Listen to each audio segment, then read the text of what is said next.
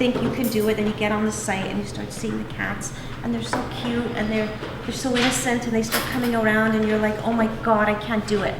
Do it. How does the community know at large, Penny? Like, how do people even know that this coalition exists? I think what's happening is people end up with like a cat that they're feeding on their back door, and then they have a set of kittens, and then they start to realize that they've got a big problem, and so they usually just go online and start Googling. Well, we've had about 1,500 people take the course, and we have 440 some odd colonies registered. Some are registered as far south as Leamington.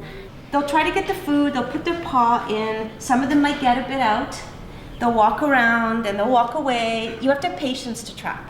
If you're not a patient person, good luck. Since we first offered the program in May 2010, we've now had 1,500 people take the course.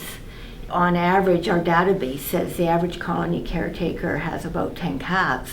So you do the math, and you've got 15,000 cats that are being taken care of and spayed and neutered. I mean, we've never seen this kind of success at the feral level before.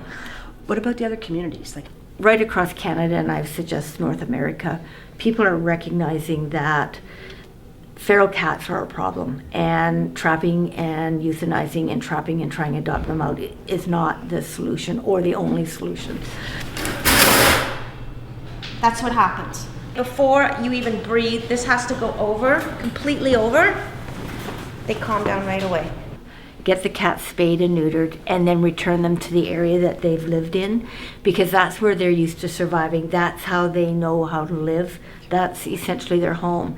And if we can get the cats back in the area with a colony manager looking after them, the statistics show that feral cats can be just as healthy or healthier than a house cat. That's true. so with this work actually being so effective, we're able to get to an even greater level or newer level of colony caretaking, which is the geriatric stage, and who knew we'd ever enjoy that? We'd enjoy that, exactly. And we can also move from, looking after the cats to addressing the problem that causes the cats in the first place of irresponsible pet ownership and not getting your cat spayed and neutered.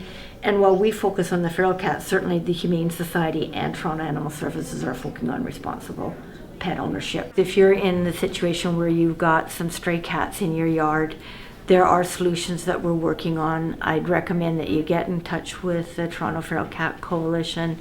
Learn as much as you can. Go on the web and do some research. We would love to see you at our course so that you can learn more about how to deal with those cats in your backyard. Why does a person dump a pet? They've maybe taken on a responsibility that they can't fulfill. It's too much than they thought. They thought it was a cute little kitten, and now it's grown into a big cat, and now it's got some health issues. A person has a cat that is actually unwanted or uninvited.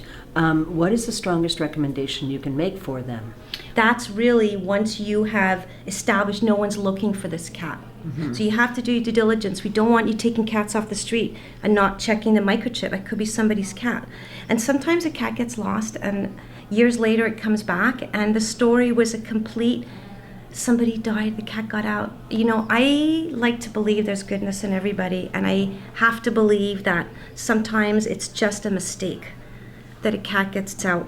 A lot of people are not even mean. They just think this cat can take care of itself. They've taken care of themselves for years. I don't have to do anything. Cats cannot survive on the streets by themselves.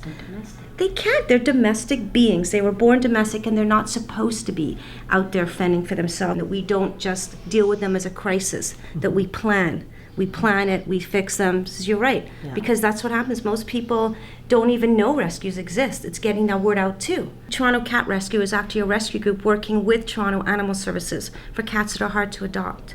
So, like Penny says, if you have to drop a cat off at a shelter, we're changing the way shelters run. It's not anymore that you're going to be afraid it's going to be euthanized. They'll reach out now to rescues and people in the coalition, because that's how we're all connecting now, networking. Yeah, we're all working together. Exactly, and you're seeing the changes. And once we get that out more, I think we'll see even more great work being done.